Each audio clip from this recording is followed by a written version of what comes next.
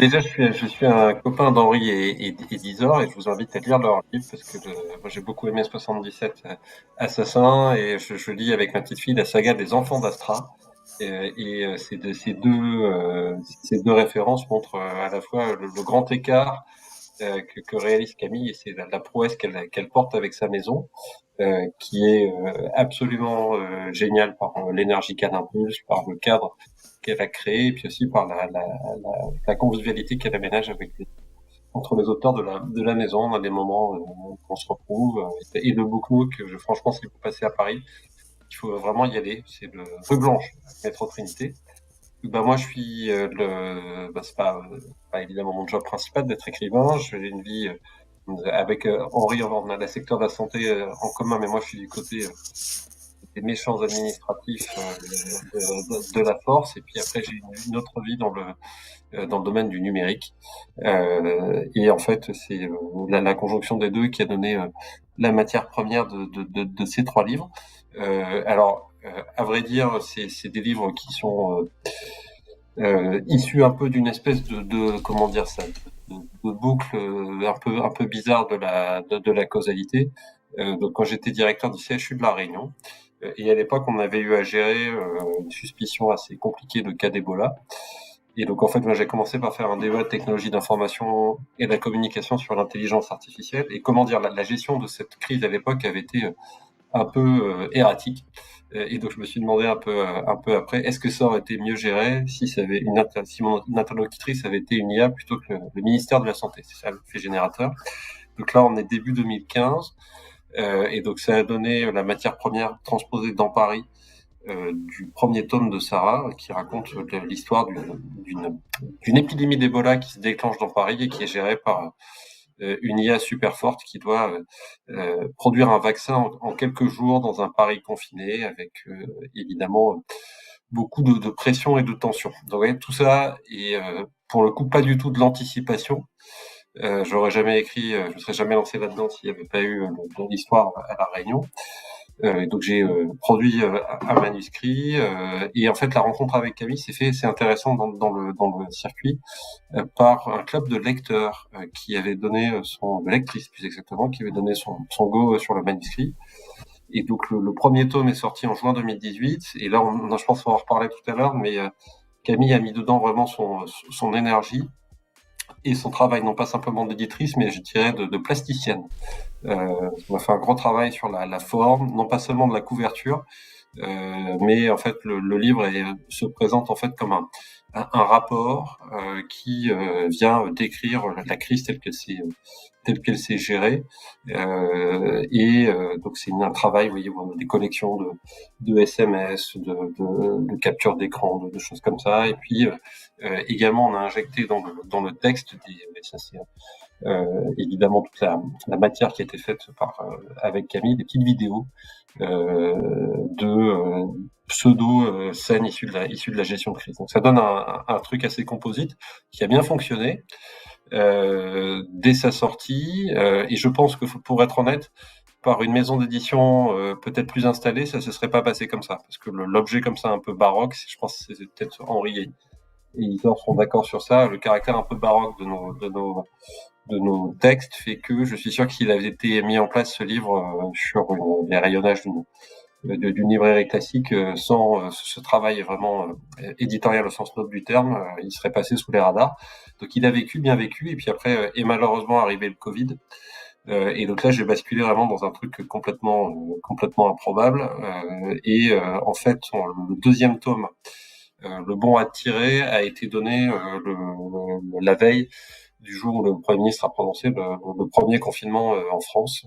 Et donc on décrit la suite de la pandémie dans un Paris confiné. Donc je pense que statistiquement, je devais être le gars sur 1 milliard qui écrit un bouquin qui s'approchait à peu près de ce qui s'est passé. En tout cas, c'était présenté comme ça par la presse. Donc il y a eu derrière une seconde vie de cette série dans le contexte du Covid. Et ça m'a amené, donc là on est au printemps 2020, dans un moment où je pense que c'était pareil sous ton contrôle, Frédéric, en Belgique, dans le Covid, pendant le Covid ici, on a de ce côté du Kiévrin, on a beaucoup relu La Peste de Camus, qui évidemment est au sommet de la littérature épidémique. C'était évidemment ma trame de fond insurpassable pendant l'écriture du premier tome. Et donc du coup, le retour à Camus dans les médias et dans les lecteurs m'a amené à vouloir, à partir de cette expérience un peu folle qui était de me retrouver quasiment devenu moi-même un personnage de mes bouquins par la force du Covid, ça m'a amené à réinterroger cette place de Camus. Et donc, qui est à la fois un livre indépendant, ça peut se lire tout seul, ou un troisième tome, un peu un gros épilogue, donc, qui est sorti là au printemps, donc qui s'appelle Tuer Camus, dans les Sarah Files, des dossiers de Sarah. Et ben en fait, ça raconte la rencontre entre l'IA qui retourne dans le passé en 1940 pour aller rencontrer le jeune Albert Camus, qui à l'époque était journaliste à Paris, et pour tout simplement lui poser, lui annoncer ce qui arrive, c'est-à-dire la fin du monde, l'épidémie, et lui demander à Camus l'autorisation de lui filer les clés du camion pour tenter de nous sauver. Vous voyez, l'arbitrage, c'est ça, c'est en gros la liberté ou la survie, le renoncement au libre arbitre pour nous donner une chance de continuer comme humanité. Donc le texte est structuré comme un dialogue en mode ping-pong, unité de temps, unité de lieu entre l'IA du futur et Camus. Et voilà, donc c'est un texte qui vient d'une certaine manière à la fois prolonger, ouvrir et clôturer cette série qui n'en était pas vraiment une, mais qui du coup a été rattrapée un peu par son époque.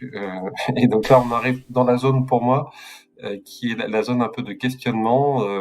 J'ai à nouveau des envies d'écriture, mais pour être honnête, je ne sais pas si je serais capable d'écrire autre chose qui soit moins imprégné de ce contexte-là, ce qui est une différence avec Henry et Isor qui ont déjà montré leur capacité à peu près tout toucher. Donc on va voir si commence à y réfléchir avec Camille. En tout cas, beaucoup de commentaires super positifs dans le chat. Je peux pas tout lire en direct, mais je les lis pendant que David nous parle. Les couvertures font forte impression, parce qu'on peut lire Tuer Camus indépendamment, mais on voit que c'est la même famille, ça c'est sûr. Les couvertures sont impressionnantes. Ton côté anticipation qui ne voulait pas l'être, certains disaient, mais c'est un peu comme si tu étais omniscient quand les personnes l'ont lu. Elles se sont dit, mais comment as-tu fait ? Pour vous donner un exemple du truc, et là ça dépasse un peu l'entendement, dans Sarah, dans le premier, il y a un réseau social de nouvelle génération, on va dire géant du numérique un peu oppressif, et je lui cherchais un nom. Donc là, vous voyez, on est à l'été 2017. Et donc en fait, je suis la base de réflexion, c'était le panoptique de Bentham, vous savez, la prison circulaire. Et donc je cherchais le préfixe pan. Et puis comme ça, un réseau numérique, il fait du lien, link, et puis il y a le mouvement go. Donc j'avais les 3 syllabes. Et donc je les ai mis comme ça, et ça faisait un pangolink. Et donc du coup, vous pouvez aller voir sur YouTube. Si vous tapez pangolink, Camille a fait une fausse pub en 2018 avec un pangolin qui s'enroule. Voilà. Et donc c'est ça, le monde de Sarah. Il y a un truc, des choses que franchement qu'on peut pas expliquer. C'est soit c'est du hasard pur, auquel cas ce serait une sécheresse un peu décevante, soit il y a une autre explication à ça. J'en ai entendu plusieurs, mais en tout cas on a cette histoire en commun et je la partage vraiment avec les auteurs de la maison qui m'ont accompagné dans nos discussions qui parfois relevaient de la psychanalyse de groupe. Et j'en profite pour souhaiter la bienvenue à Lotus, qui est déjà hyper actif dans le chat. Ça me fait plaisir de te voir ici, j'espère que tu vas bien. Ayapuka Cox nous a rejoint aussi, bonsoir. Bienvenue dans cette soirée incroyable autour de la maison Beta Publisher et ses auteurs qui nous font le plaisir d'être là. J'ai une question pour toi, David, mais avant, parce que je suis comme ça, j'ai envie de vous faire gagner un livre par l'intermédiaire de Camille. J'insiste. Bah oui. Et cette fois-ci, vous avez la possibilité de gagner le tome 1 de Sarah. Je vais remettre la couverture parce que ça me fait plaisir. Comme ça, vous voyez tout de suite de quoi on parle. Et pour jouer, je vais donner le top à notre modérateur humain préféré, Kiko. Vous pouvez, une fois que le tirage s'est fait, donc point d'exclamation, David. Oui, on a été très très originaux, et ne faites pas de blagues, ça s'écrit D-A-V-I-D. Pas d'autre chose, sinon votre participation ne sera pas prise en compte. Voilà, vous avez encore 2-3 minutes dans le chat pour écrire point d'exclamation David pour peut-être remporter le tome 1 de Sarah en version numérique. N'hésitez pas à jouer, c'est le moment, c'est l'instant. Et ma petite question, ça vient du belge Kili, qui nous dit que finalement tout ce qui est intelligence artificielle, c'est son quotidien, puisque c'est son boulot. Il a vraiment très envie de découvrir ce que tu proposes. Et du coup, la question c'est, est-ce que c'est a priori pour des gens initiés à tout ce milieu-là de l'intelligence artificielle, ou est-ce que c'est tout public? Et les gens qui nous écoutent se demandent, est-ce que c'est pour moi? Et donc je te demande si c'est pour eux. En fait, moi, je travaille dans l'IA, mais je suis pas. J'ai une petite formation de base, mais je suis pas informaticien. Et donc, je dirige les activités santé d'une boîte qui produit ça. Donc, je travaille avec des développeurs. Et donc, en fait, dans la constante des 3 livres, évidemment, le cadre temporel du troisième fait que même s'il y a des références à la technologie, elles sont un peu plus elliptiques.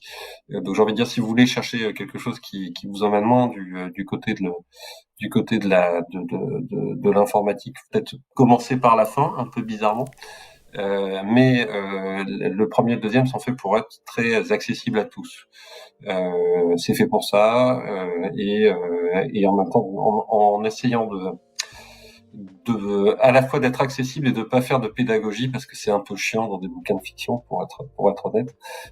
Et donc du coup, moi la clé d'entrée, qui est un peu la trame de fond des 3 livres, c'est en fait, j'ai fait mes travaux un peu de recherche sur les interactions entre l'homme et la machine, à partir d'un auteur qui est un peu oublié aujourd'hui, auquel je vous renvoie, qui s'appelle Paul Václavic. Alors cherchez pas, le nom est à la fois imprononçable et il peut pas être écrit.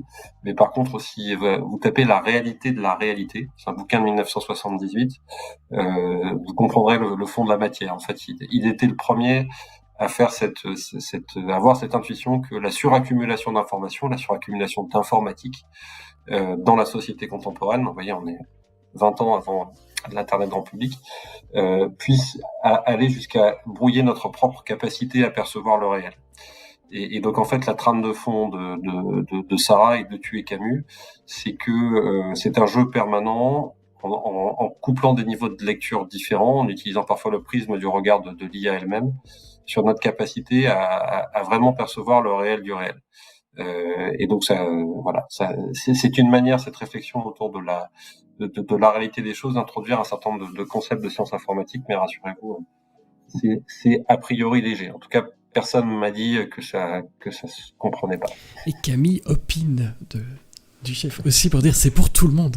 C'est pour tout le monde. C'est pour tout le monde. Je ne suis absolument pas une férue de l'intelligence artificielle, ou en tout cas du jargon qui tourne autour de ce domaine-là.